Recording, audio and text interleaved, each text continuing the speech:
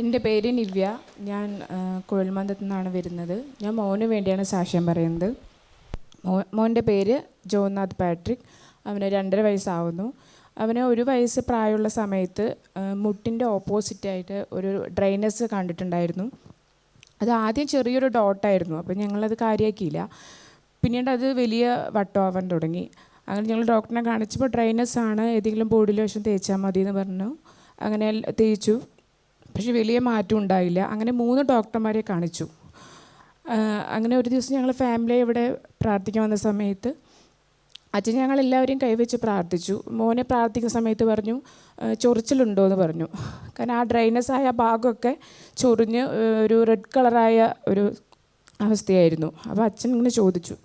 അപ്പോൾ അത് ഉണ്ടായിരുന്നു അച്ഛാന്ന് പറഞ്ഞു. അങ്ങനെ അച്ഛൻ പ്രാർത്ഥിച്ചു. ഞങ്ങൾ വീട്ടിലേക്ക് പോയി. ഒരു 2 ദിവസം കഴിഞ്ഞ് കുട്ടിയെ കുളിപ്പിക്കുമ്പോഴാണ് ശ്രദ്ധിച്ചത് അവൻ്റെ കാലിൽ ആ പാടൊന്നും ഉണ്ടായിരുന്നില്ല. ഫുൾ ഇടത്തെ കാല് പോലെ തന്നെയായിരുന്നു വലത് കാലും. അവൻ്റെ എന്താ പറയുക, ദൈവത്തിന് കൂടാനോട് നന്ദി.